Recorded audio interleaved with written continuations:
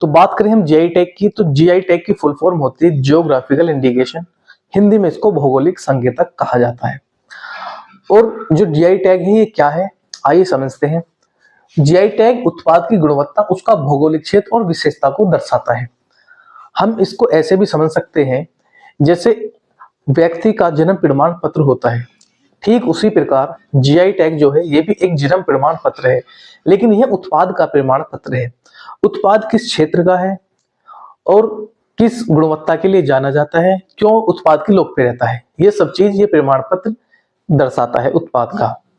आगे हम बात करें इसकी शुरुआत कब हुई थी, तो प्यारे साथियों इसकी शुरुआत हुई थी जीआई टैग अधिनियम वर्ष 1999 में ये एक्ट आया था और 15 सितंबर 2003 को यह पारित किया गया। इसके बाद की बात करें कि जीआई टैग प्रदान कौन करता है, तो एक संस्था होती है सीजीपीटीएम संस्था, उसके द्वारा ये जीआई टैग प्रदान किया जाता है। अगर किसी व्यक्ति को जीआई टैग लेना है अपने उत्पाद के लिए, तो वो उसका ऑनलाइन पोर्टल पे जाके सबमिट करता है और वहां से टीम आती है। टीम आकर आपके उत्पाद का विश्लेषण करती है। अगर आपका उत्पाद सारी शर्तों को पूरा करता है, अपनी क्वालिटी गुणवत्ता और अपनी लोकप्रियता के मामलों में खरा उतरता है, तो आपको जीआई टैग प्रदान कर दिया जाता है। जब जीआई टैग आपको प्राप्त हो जाता है तो वो 10 वर्ष तक वैधता उसकी रहती है। 10 वर्ष के बाद आपको प्रत्येक 10 वर्ष के बाद उसको रिन्यू कराना होता है। और हम बात करें विश्व स्तर पर जीआई टैग को लेकर, तो विश्व स्तर पर एक ट्रिप्स एग्रीमेंट होता है और ये जो एग्रीमेंट है ये WTO यानी कि वर्ल्ड ट्रेड ऑर्गेनाइजेशन या विश्व व्यापार संगठन के माध्यम से होता है। इसमें जो विश्व के जो अन्य देशों के भी जीआई टैग प्राप्त उत्पाद रहते हैं और जैसे भारत के भी हमारे जीआई टैग उत्पाद प्राप्त हैं, तो इनका आयात निर्यात होता है और ये बचाता है कि कोई गलत ट्रेडमार्क का यूज ना कर ले। बहुत सारी चीजों से ये रोकथाम भी करता है विश्व स्तर पर जो ये ट्रिप्स एग्रीमेंट है। और आगे हम बात करें साथियों, जो संपूर्ण भारत में सर्वाधिक जीआई टैग के बारे में, सर्वाधिक जीआई टैग जो प्राप्त है वो भारत के उत्तर प्रदेश राज्य को प्राप्त है, जिनकी संख्या है 75। और इन 75 उत्पादों में भी उत्तर प्रदेश के वाराणसी जिले को 30 जीआई टैग प्राप्त है। और आगे हम बात करें तो वाराणसी की एक तिरंगा बर्फी है, ये बहुत प्रचलित है और स्वतंत्रता आंदोलन के समय काफी लोकप्रिय भी रही थी।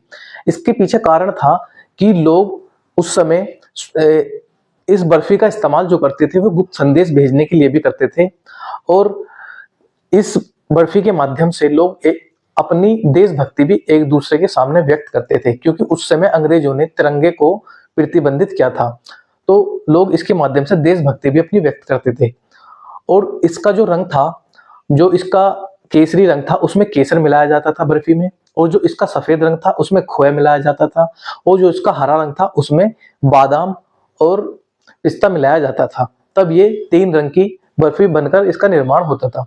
वहीं हम आगे बात करें तो भारत का जो पहला जीआई टैग था तो वो मिला दार्जिलिंग की चाय को वर्ष 2004 में। और भारत में उत्तर प्रदेश राज्य की बात करें, जो उत्तर प्रदेश राज्य को पहला जीआई टैग मिला वो मिला बनारसी साड़ी को।